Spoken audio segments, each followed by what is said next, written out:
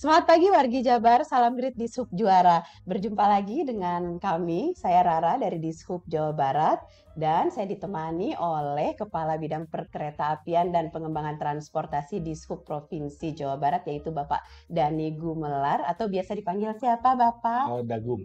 Pak Dagung. Oke. Dan kami tidak berdua saja, kami juga ditemani oleh foundernya Transport, yaitu Haikal. Halo Haikal, apa kabar? Halo, halo, selamat pagi semua. Wargi, pagi hari ini kami ingin berbincang nih mengenai integrasi antar moda. Wah, apa itu integrasi antar moda? Kita tanya saja ya, integrasi antar moda itu apa sih Pak Dagung? Jadi kalau melihat dari arti integrasi antar moda merupakan satu keterpaduan secara utuh ya dari jenis atau bentuk angkutan atau layanan angkutan di mana penumpang atau orang itu dapat berpindah dari satu tempat ke tempat yang lain itu secara secara mudah dan terjangkau gitu. Jadi di mana pada saat dia bertransport dari satu moda ke moda yang lain dia sangat mudah. Oke, integrasi antar moda. Berarti apabila definisinya seperti itu, berarti integrasi antar moda ini punya peran penting untuk membangkitkan willingness masyarakat menggunakan angkutan umum ya, Pak Dagung ya? Ya, betul.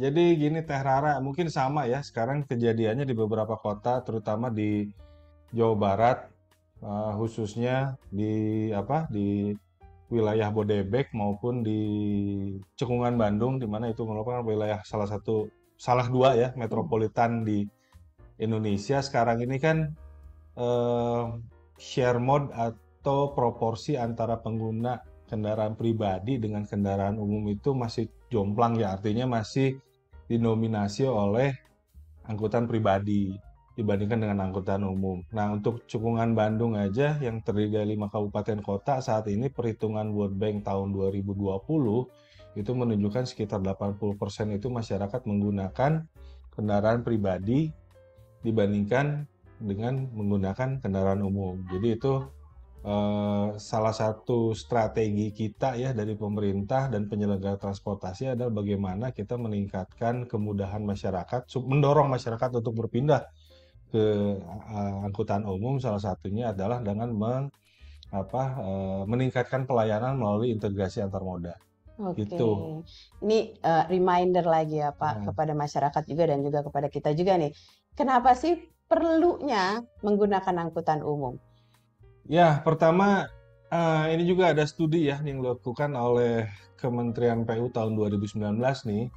Berdasarkan pemodelan yang mereka lakukan terhadap 5 tahun atau 10 tahun ke belakang, kemudian diproyeksikan sampai dengan 10 tahun ke depan, itu menunjukkan pada tahun 2030 di kawasan metropolitan Bandung atau Cekungan Bandung itu visi rasionya hampir 80%. Visi rasio di atas 1 ya. Kalau misalkan teman-teman transport mungkin tahu lah visi rasio itu adalah rasio antara volume per kapasitas. Artinya di beberapa titik itu sudah mengalami titik jenuh atau titik kemacetan yang luar biasa, Terara.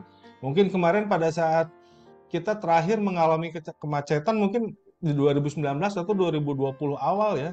Kemudian tahun 2020 sampai dengan tahun 2021 itu kan kita ada pandemi. Nah, sekarang sudah mulai kelihatan nih bahwa menuju ke titik normal lagi sebelum pandemi gitu ya. Mungkin bisa dirasakan lah sama wargi Jabar, terutama di kota-kota besar itu kan bahkan indikasinya kemacetannya bahkan lebih parah dari yang sebelum pandemi gitu. Nah, jadi salah satu kita mendorong masyarakat menggunakan angkutan massal atau angkutan umum adalah untuk mengurangi titik-titik kemacetan, dan yang paling penting adalah mendukung ini ya, mendukung program green environment, karena dengan mengurangi kendaraan pribadi otomatis kita mengurangi gas emisi gitu. Iya, betul Pak. Betul sekali. Haikal, kalau menurut Haikal, seberapa penting sih integrasi antar moda itu untuk bisa membuat masyarakat beralih ke angkutan umum? Penting banget sih Bu. Ya, mohon izin juga ya nih Pak Dani untuk ngasih penjelasan. Benar sih yang Pak Dani bilang bahwa integrasi itu adalah keterpaduan biasanya kalau bahasa awamnya kita ngomong saling sambung menyambung kali ya gitu Ya, antar moda. Nah, memang integrasi antar moda ini juga dibagi ke beberapa titik nih. Ada salah satunya integrasi fisik, integrasi tarif dan pembayaran, ada juga integrasi informasi. Nah, mungkin yang paling mendasar dulu untuk sebuah daerah atau kawasan yang memiliki pusat transportasi publik atau transit point lah sebutannya gitu ya. Itu mungkin lihatnya misalnya kayak terminal dengan stasiun. Nah, bagaimana keterpaduan dari dua titik tersebut bisa digabungin. Nah, itu adalah sebuah integrasi fisik gitu. Misalnya juga kita ambil contoh ya nih di daerah Stasiun Bandung.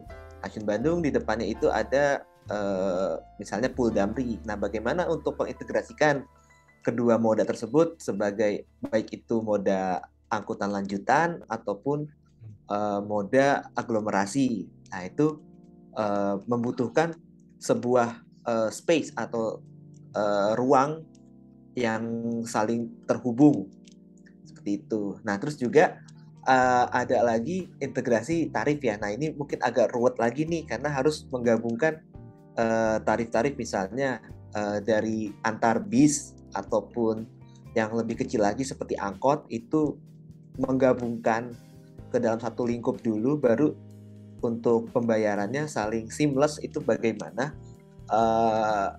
Sepertinya memang butuh waktu yang agak lama ya untuk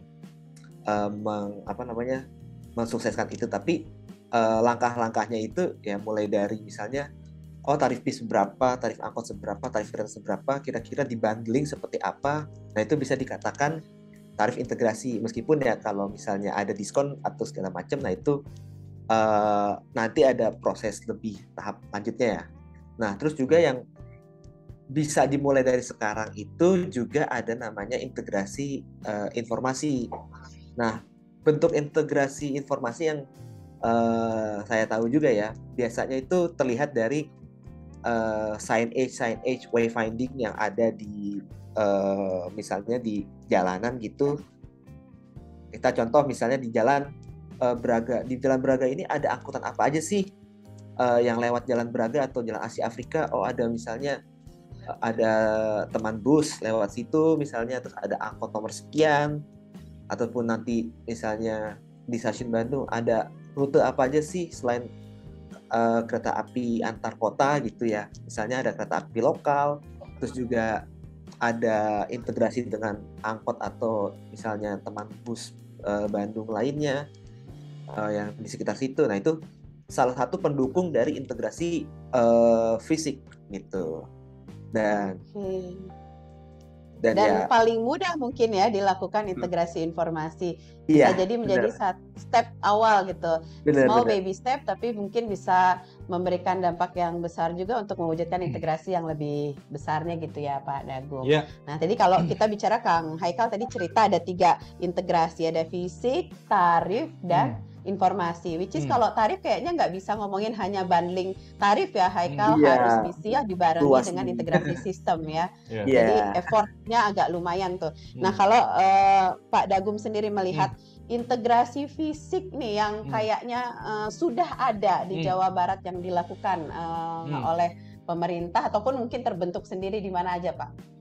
Ya, memang saat ini kita dari tim di bidang perkeretaapian sama pengembangan transportasi sedang melakukan survei, Teh Rara. Kita melakukan survei bagaimana mengidentifikasi jenis-jenis integrasi yang ada di masing-masing stasiun. Kita fokus mungkin di stasiun dulu ya. Terutama kalau saya boleh cerita sedikit, mungkin kita itu dalam 5 tahun ke depan di Cekungan Bandung ini kan akan hadir beberapa jenis moda angkutan baru ya.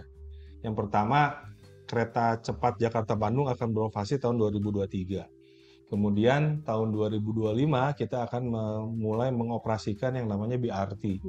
Terus nanti tahun 2030, insya Allah kita akan mulai mengoperasikan yang namanya perkeretaapian perkotaan atau LRT Bandung Raya. Nah, mumpung sekarang kita masih dalam tahap perencanaan, nah sekarang coba kita inisiasi atau coba kita identifikasi terhadap jenis simpul transportasi yang ada, baik itu stasiun, terminal maupun shelter. Nah, memang dirasa saat ini kita hasil pengamatan sementara ya, kita nunggu hasil teman-teman dari di lapangan, itu memang menunjukkan kalau misalkan kita di skalakan 1 sampai 10, kita memang masih di bawah 5 gitu. Jadi fasilitas integrasi kita masih kurang begitu baik, tapi memang kalau misalkan kita berbicara Jawa Barat, di mana ada satu kawasan aglomerasi atau metropolitan di Jabodetabek itu rada lumayan lah. Contoh misalkan kayak di stasiun Bogor ya. Di stasiun Bogor itu kan sekarang terhubung dengan KCI ya, atau Kereta Komuter Indonesia yang menghubungkan Bogor dengan Jakarta.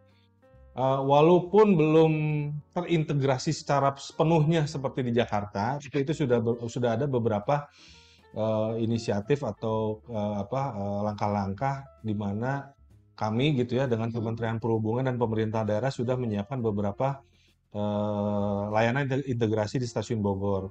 Jadi Teh Rara, kalau nanti nih naik KRL dari Jakarta ya, turun di stasiun Bogor, itu akan terhubung dengan stasiun baru nih, namanya stasiun Bogor baru yang akan terhubung dengan kereta menuju ke Sukabumi dan Cianjur. Nah itu nanti akan dihubungkan oleh satu apa istilahnya skywalk ya, kayak skywalk gitu ya. Nah ini sekarang lagi proses pembangunan oleh Direktorat Jenderal Perkeretaapian. Itu salah satu contoh. Nah kalau misalkan nanti kebayang kita 2023 nih tahun depan kereta cepat beroperasi, itu kan perjalanan Bandung-Jakarta itu travel time-nya kira-kira 45 menit ya. Menggunakan kereta cepat. Kalau menggunakan yang direct itu sekitar 30 menit. Jadi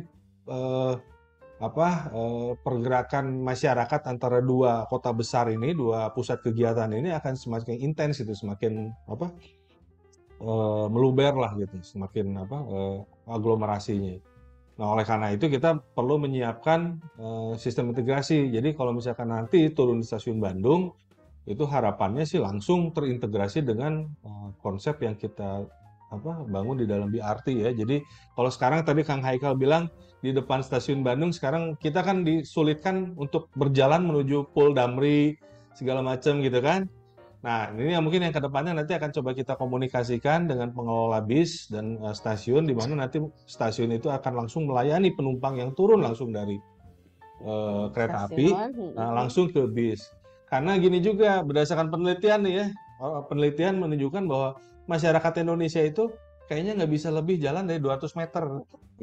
Jadi kalaupun iya gitu harus dilengkapi dengan berbagai macam fasilitas yang nyaman, yang aman gitu ya. Dan itu memang salah satu prasyarat integrasi ya, di mana kita menyiapkan fasilitas secara aman, nyaman, mudah, dan terhubung satu sama lainnya sehingga masyarakat itu didorong untuk menggunakan angkutan transportasi umum gitu. Iya, betul Pak, betul sekali itu. Ini tadi Pak Dagum cerita tentang yang di stasiun Bandung ya Kang Haikal. Sebagai informasi juga tidak hanya Pul Damri di depannya, di belakangnya itu terminal loh. Iya. Iya benar. Banget ya. Batasi oleh tembok-tembok gitu. Iya.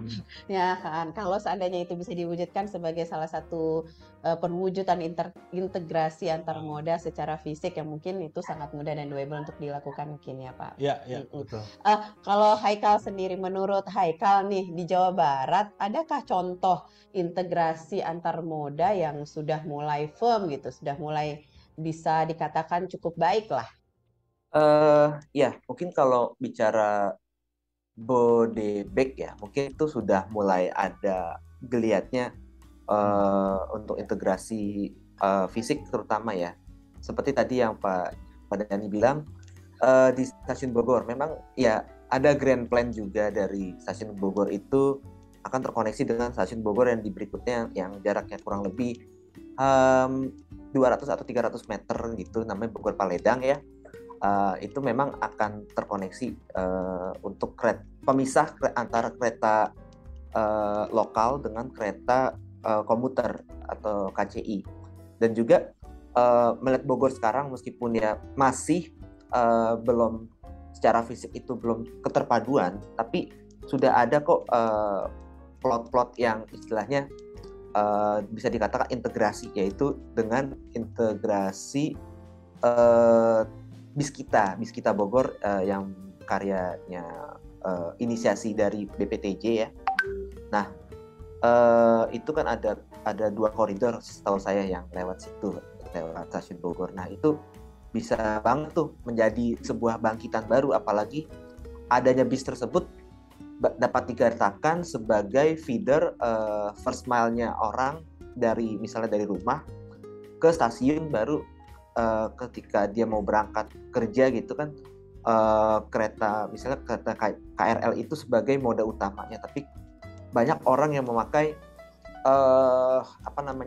motor ataupun mobil taruh di stasiun, yang sebenarnya juga memberatkan tarif biaya ongkosnya dia, mulai dari tarif parkir, mungkin meskipun itu flat tapi tetaplah bisa direduksi dengan adanya beralih atau shifting ke bis feeder itu yang cuman gratis gitu. Nah, terus juga dan kalau ngomongin integrasi antar moda juga ya, itu kan pasti nantinya akan lebih ke jenjang berikutnya, itu adalah pembangunan kawasan sekitarnya yang udah melibatkan dengan properti, yaitu namanya TOD ya, Transit Oriented Development, atau kawasan berorientasi transit. Ya mungkin ya dari step kecilnya dulu, menghubungkan fisiknya dulu, barulah meningkat ke hal-hal hunian yang orang tinggal ya udah turun dari rumah langsung ke stasiun berangkat gitu, dan juga akses kemana-mana gitu juga udah enak. Nah, terus juga kalau misalnya untuk integrasi yang akan datang ya di daerah Jawa Barat, kemungkinan besar untuk saya sih yang perlu banget ditekan ataupun yang di concern ya gitu, itu adalah Padalarang sih sepertinya. Padalarang. Karena Padalarang itu udah ada stasiun, dan di belakangnya itu akan ada stasiun kereta cepat. Berarti kan itu secara nggak langsung ya, berarti stasiun Padalarang itu akan menyatu gitu dari stasiun yang kereta lokal yang dari Padalarang ke Cicalengka itu, dan juga ada kereta cepat, dan bisa jadi bangkitan penumpang yang ingin ke Kota Bandung dari kereta cepat itu akan lebih banyak load factor-nya turun di Padalarang gitu dibanding di Tegaluar, bisa jadi itu. Nah, mungkin bagaimana kedepannya Padalarang itu menjadi transit hub yang besar, baik itu nyambung dengan bis ataupun angkot-angkot lainnya segala macam. Nah, itu mungkin yang sudah mulai kelihatan lah dalam waktu 5 tahun ke depan gitu. Oke, mantap deh kalau gitu. Benar Pak Dagung tuh salah satu usulan nih dari Haikal Padalarang ya. Emang sepertinya udah ada rencana ya Pak kalau Padalarang ya? Boleh cerita nggak Pak sedikit? Ya betul, jadi tadi setelah disebutkan oleh Kang Haikal, memang nanti salah satu stasiun kereta cepat ada di Padalarang, selain nanti terminusnya itu di Tegaluar gitu ya. Nah, memang sekarang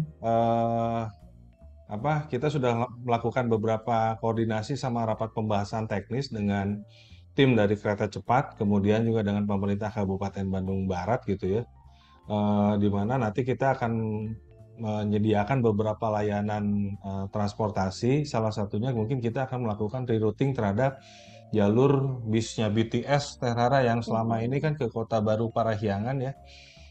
Terus bis Damri yang ke mana? Padalarang juga nanti akan kita coba rerouting masuk ke dalam kawasan stasiunnya kereta cepat. Kemudian juga ada beberapa layanan angkutan yang akan melayani penumpang ke Lembang, karena kan itu relatif lebih dekat ya dari Padalarang menuju ke Lembang gitu. Selain juga nanti kita sudah ada beberapa komunikasi dengan salah satu pengembang kawasan perumahan di sana ya. Kemungkinan juga akan ada angkutan penumpang, karena kan itu demand-nya cukup besar tuh kawasan Padalarang. Nah, itu sudah kita komunikasikan secara teknis, sudah disiapkan oleh KCIC. Sekarang mungkin dalam waktu dekat 1 bulan ke depan kita akan coba simulasi terkait dengan rekayasa lalu lintas, karena kan itu bisa kira-kira perhitungan kita sih ada sekitar 7.000 penumpang ya, 5.000 sampai 7.000 penumpang yang akan turun di Padalarang gitu. Sampai Oke. nanti misalkan sebagian terpecah menuju ke Tegaluar. Tapi kan sekarang posisi yang dekat dengan kota Bandung itu berarti dari Padalarang gitu. Jadi kita sudah menyiapkan beberapa skenario ke depannya gitu. Siap, baik-baik Mm. Pak Dagum. Nah, kalau kita bicara integrasi antar Ah, moda, integrasi antar moda yang tadi disampaikan ada integrasi fisik ya, ya.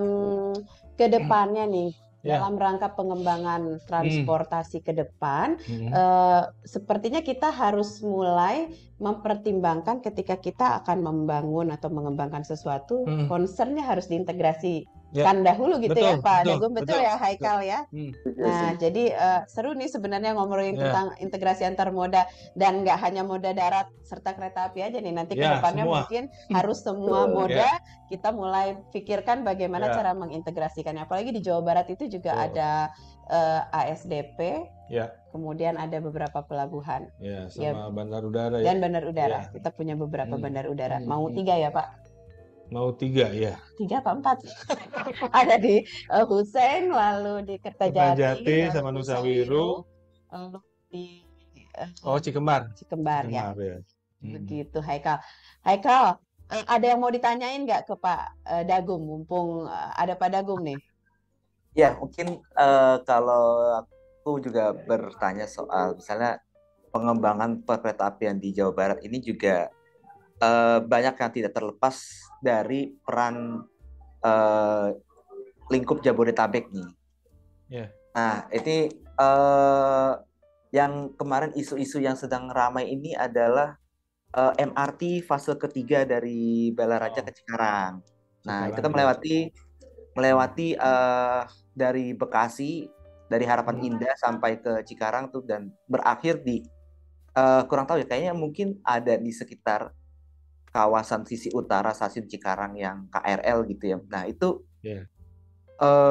bagaimana menjadi bangkitan ataupun integrasi di Cikarangnya ini nih sebagai terminus MRT, bahkan terminusnya juga KRL. Dan ya nggak tahu nih kalau misalnya Ditjen KA mau memanjangkan lagi jalur Cikarang mungkin sampai ke kawasan Karawang, KRL atau Ya. gimana nanti ke depannya nggak ada yang tahu nih. Tapi yang pasti Ya. ini Cikarang nih bakal ada MRT, ada KRL, dan di situ juga ada terminal itu.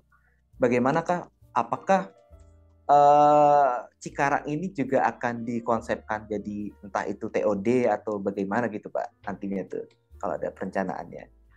Ya. Gimana Pak Dagum nih Berat itu? nih, kayak berat. Ya, jadi memang beberapa bulan kemarin kita intensif ya membahas hal tersebut dengan Kementerian Perhubungan karena skema pembangunan dari MRT yang kita menyebutnya MRT East West ya. Jadi dari Yes. Balaraja di Tangerang sampai dengan Cikarang kurang lebih kalau nggak salah sekitar 90 kilo. Jadi itu bakalan menjadi MRT terpanjang karena melewati tiga provinsi ya, dalam hal ini Banten, DKI, dan Jawa Barat. Nah, kemarin untuk trasenya sudah kita setujui, sudah kita sepakati, termasuk beberapa penempatan stasiun dan depo. Nah, sekarang tahap selanjutnya adalah bagaimana kita meyakinkan, karena terus terang ini kita mengajukan melalui pendanaan loan ya, atau bantuan luar negeri, meneruskan proyek yang MRT North South yang saat ini sedang berprogres untuk fase 2 ya. Nah, untuk yang East West itu memang Jawa Barat menjadi concern, menjadi prioritas karena berdasarkan perhitungan bangkitan origin and destination-nya memang dari kawasan Cikarang dan Bekasi itu akan menyumbang penumpang yang terbanyak. Sekarang saja untuk KRL itu selain Bogor ya, Terhara nomor 2 itu Bekasi. Bekasi. Jadi penyumbang penumpang terbesar itu dari situ. Jadi melihat dengan adanya MRT East West nanti ke depannya memang diharapkan dapat mengurai sedikit penumpukan penumpang yang saat ini sudah ada di Cikarang. Bahkan kalau tambahan saja ya, tahun depan itu beroperasi LRT Jabodebek. Jadi kalau misalkan semuanya kita jalan nih, kita punya 3 jalur kereta api sebagai backbone-nya transportasi massal di Bodebek. LRT Jabodebek di sisi selatan, di sisi tengahnya adalah merupakan KRL yang saat ini sudah beroperasi, dan sisi utaranya adalah MRT East West. MRT East West itu akan nyambung dengan Cikarang, bergabung dengan stasiun Cikarang. Nah, pertanyaan sekarang, bagaimana dengan kita melayani di sisi selatan ya, sisi selatan, karena kan Bekasi itu ada pengembangan kawasan perumahan dan kawasan industri di sisi selatan, termasuk dengan stasiun kereta cepat yang ada di Karawang. Itu juga saat ini di BPTJ kami juga sudah melakukan kajian pra-FS yang tahun ini akan mengarah ke FS yang akan menghubungkan nanti dari stasiun Cikarang ke selatan, kan Haikal. Jadi nanti ada APM sebutnya, Automatic People Mover, yang relatif lebih kecil gitu ya. Jadi dia lebih fleksibel, yang akan melayani kawasan perumahan di sekitar Cikarang dan Bekasi, Kabupaten Bekasi di selatan ya. Nah, itu yang akan terhubung. Jadi, cuman itu memang dua proyek yang berbeda. Saat ini coba kita sinergiskan kedua hal tersebut, tapi mungkin masih lama ya terwujudnya. Sekitar 5 tahun lagi, karena memang biaya investasinya cukup besar. Kaitan pertanyaan dengan TOD, kemarin juga sudah ada pengusulan dari salah satu pengembang di kawasan Bekasi, untuk mengusulkan menjadi kawasan TOD. Kawasan TOD tersebut di mana nanti antara terminal bis atau halte bis itu akan tergabung dengan stasiun Cikarang dan stasiun Bekasi Timur untuk LRT-nya gitu. Jadi nanti ada angkutan penumpang yang dilayani oleh bis. Sementara ini pakai bis dulu, karena bis itu kan lebih fleksibel ya, lebih fleksibel. Biaya investasi lebih murah, tapi dia punya daya angkut yang cukup besar lah. Nah, itu mungkin yang kedepannya akan coba kita rencanakan dan mudah-mudahan terwujud ya dalam 5 atau ya maksimal 10 tahun ke depan lah. Harapannya lebih cepat malah. Amin ya, baiklah. Tapi itu Ya. kita baru bicara tentang Bandung Raya di metropolitan saja Ya, Pak, ya, ya, Pak, ya. ya. Kalau integrasi antar moda di kota-kota Jawa Barat yang tidak non metropolitan nih, gimana Pak Dago?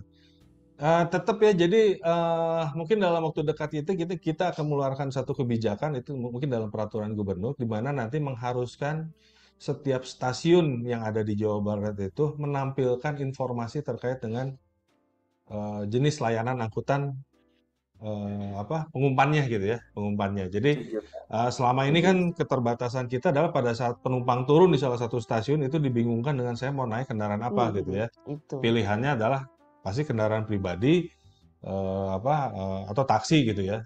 Nah, ini kedepannya lagi coba kita benahi. Jadi mungkin sedikit tambahan dari saya, selain integrasi tadi fisik, kemudian informasi, data dan informasi dan tarif pembayaran, kami dari sisi pemerintah adalah harus memperbaiki terhadap tata kelola. Nah, ini yang paling penting, karena dengan tata kelola ini yang akan menjadi suprastrukturnya gitu ya. Kalau kita berbicara masalah infrastruktur fisik, selama kita masih ada uang, itu masih bisa kita laksanakan lah ya, fisik, integrasi fisik. Terus data dan informasi, sekarang jenis teknologi sudah banyak.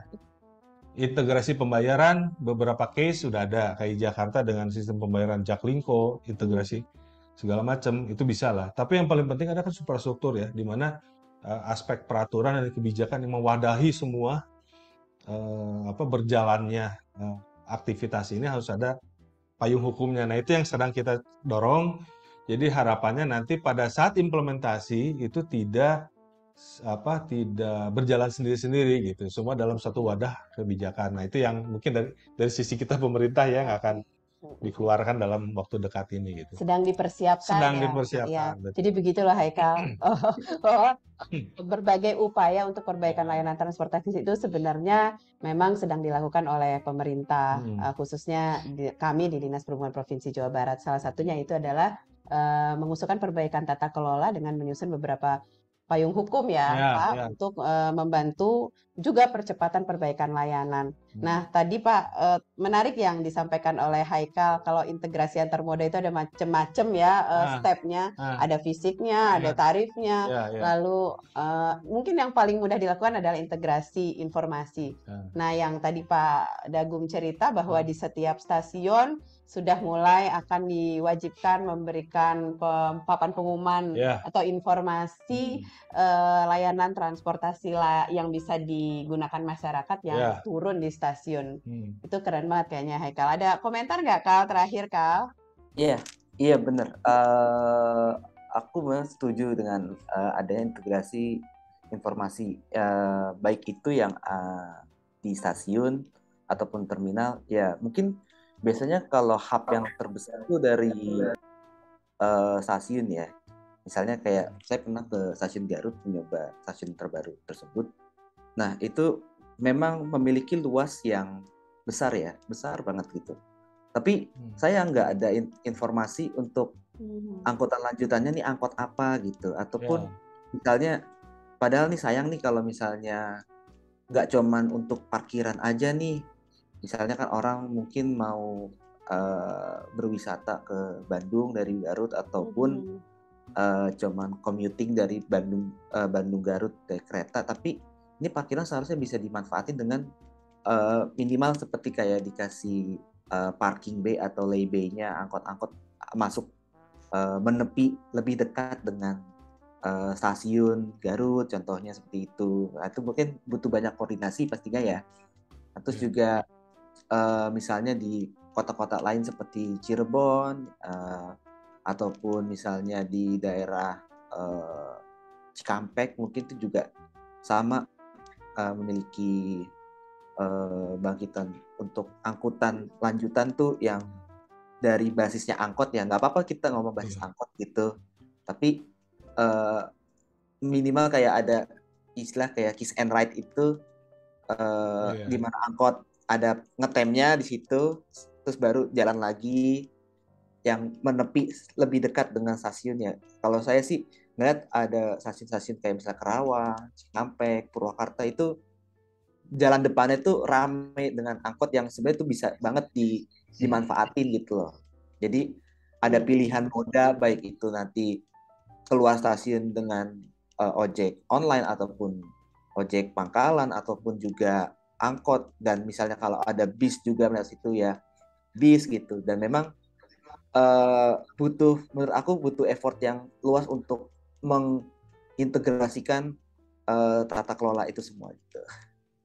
Iya, setuju ya Pak Dagum ya, Setuju. setuju Sekalian banget. nambahin, Terhara, mumpung tadi ngomongin angkot ya. Jadi walaupun kita berbicara nanti ke depannya, misalkan taruhlah di Jawa Barat ini akan hadir beberapa moda transportasi yang dalam tanda kutip modern gitu ya, BRT, LRT, kereta cepat. Tapi kita tidak akan melupakan, sekali lagi, kita tidak akan melupakan yang namanya angkot. Ya Setuju, kan? Pak. Kita tidak akan melupakan angkot. Malah kita gandeng gitu. Jadi kita rangkul lah pokoknya. Kita rangkul lah. Sebetulnya hal ini kan sudah dilakukan oleh teman-teman DKI ya. Jadi salah satunya nanti kita akan mereformasi angkutan umum, angkutan kota gitu ya.